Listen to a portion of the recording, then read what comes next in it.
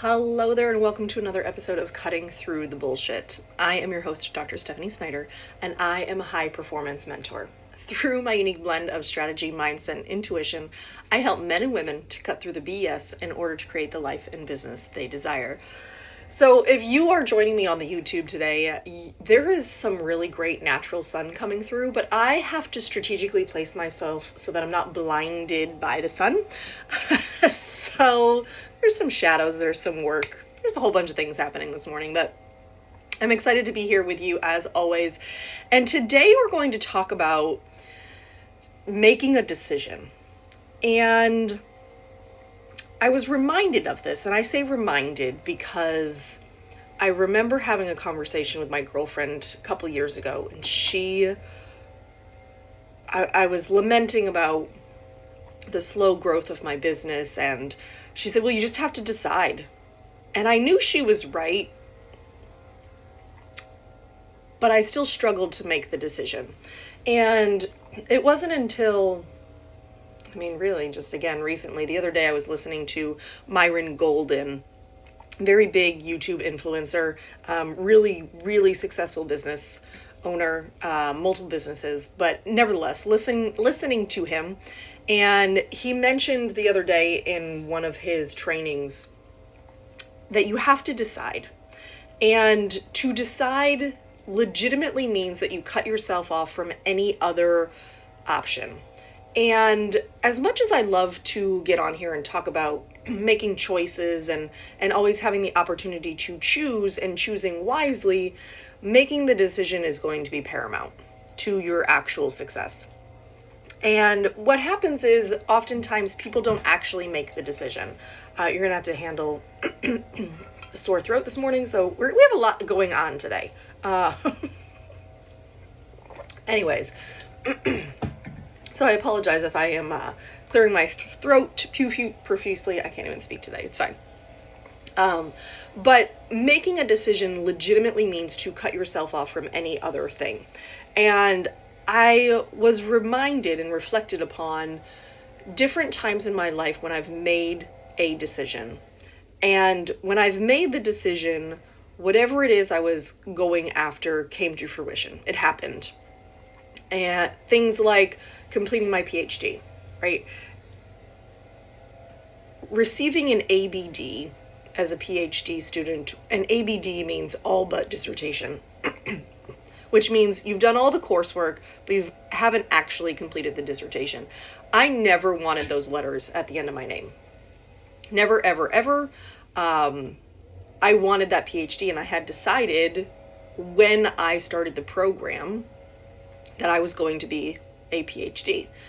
And what's interesting was I remember the moment that I actually decided was I had applied to the program, and my dissertation chair, I did an entrance interview, right? Before I was actually accepted into the program, I had a phone call with my dissertation chair. He was just a faculty member at that time. Later on, he would become my dissertation chair. And he was looking at my transcripts, and he looked at my undergraduate transcript, and I had a C in calculus.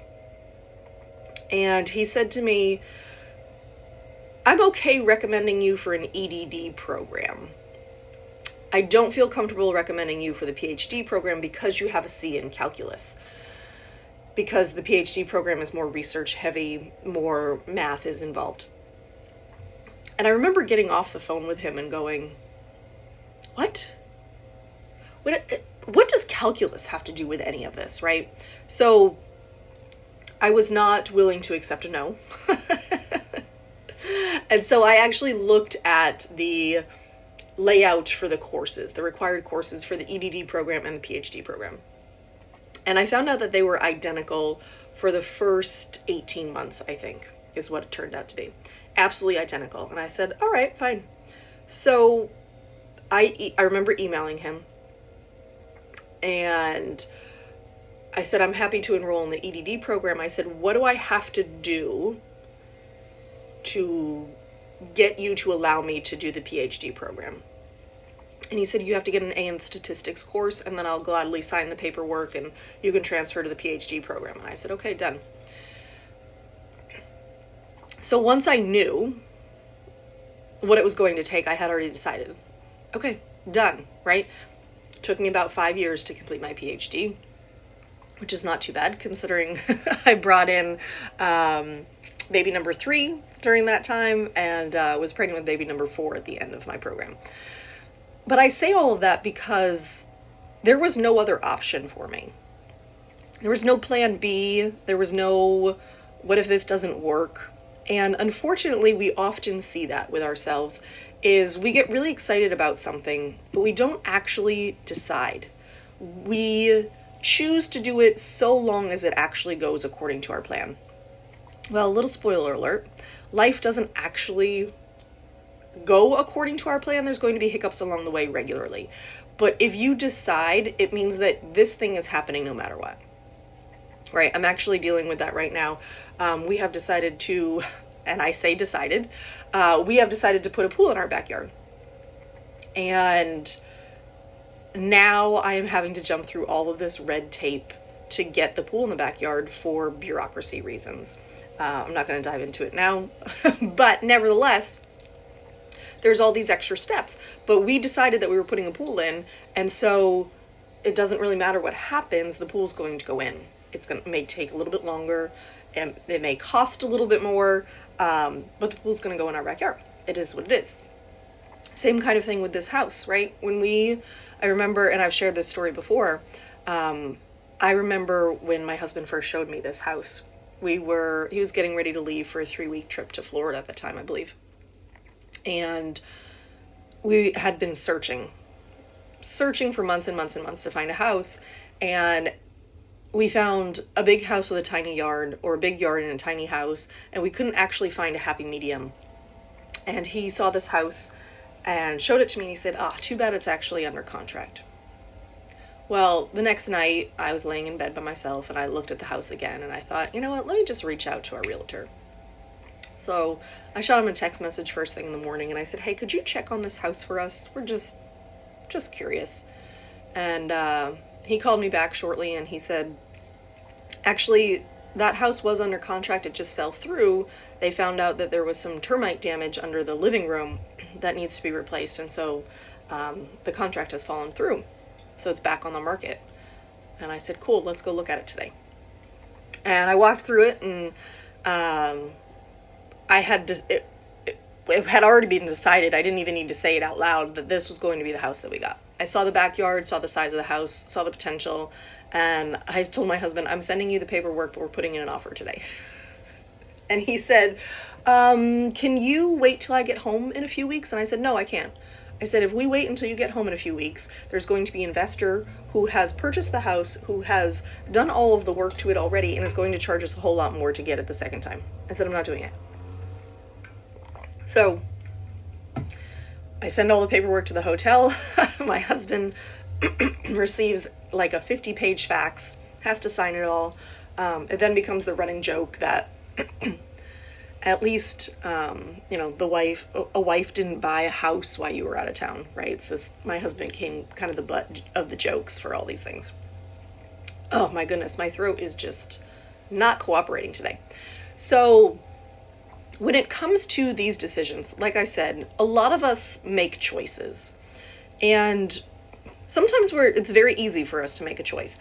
But many times we resist the idea of actually making a decision because for me, I can tell you the reasons I've struggled to make decisions. So one, the fear of failure. So if I decide to do this thing and it actually fails, then what does that mean for me? But what I've realized, just saying that out loud, is all the times that I've decided it's actually come to fruition. So is it really a fear of failure? Or is it, what will it require of me? If I decide that this is going to be the thing that happens, what is required of me? And sometimes we're not entirely sure. And sometimes we're not prepared for any kind of growth or, we really don't have an idea of what's happening. So I mean, when I decided to do my PhD program, I had no idea what was going to be required of me. There was a lot of growth that happened in that dissertation process. The coursework was fairly easy, not going to lie. It was material that I loved anyways, so studying was super easy. Maintaining great grades was also easy. It was just a matter of writing papers. I had already mastered all that. It was that dissertation process where I wasn't entirely sure what it was going to require of me, but I was willing to do it. And when you actually decide, and I want you to reflect on this, when have you made the decision to follow something through to fruition? And can you see that you haven't failed? The only time you've failed is when you haven't actually decided. It's when you're kind of one toe in, one out, you're sitting on the fence, you're not entirely sure if this is really what you want to do. And it's okay to have those things throughout life. But you can decide that the life that you really want is available to you, and you can go after it. And chances are that's going to come to fruition. Really good chances. When you actually decide, it becomes a reality. Isn't that fun? Isn't that fun to know that there's like a guarantee?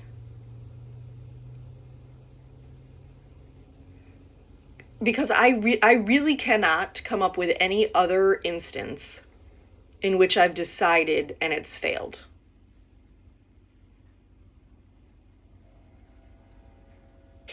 The times I've really decided, really truly decided and committed, and so to decide is to cut yourself off from anything else. It's been true. Yes, it's taken a little bit of time, probably not on my timeline, but it's happened. Isn't that fun? All right, I'm going to leave you on that. I want you to think of a time when you've decided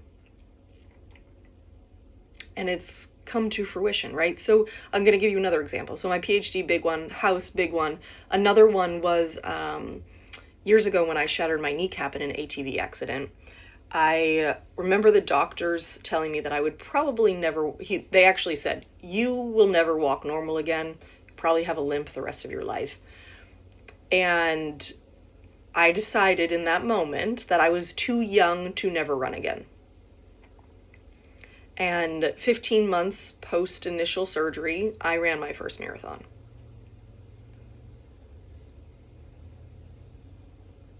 Because I decided I was too young to never run again.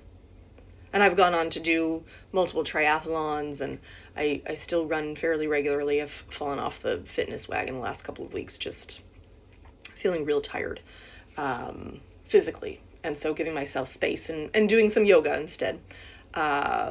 But nevertheless, when you decide, it actually comes true. Isn't that fun? Isn't that like, that's really kind of cool. In a life where there's so many things that are essentially out of our control, the only thing you really can control is how you respond to a situation. But if you truly decide to do something, it becomes true. It becomes your reality. All right, I'm going to leave you with that. I would love if you would reach out to me on social media, whatever. Let me know what a decision was that you made recently or that you recall making. And I'd love to hear the story about how it became true for you.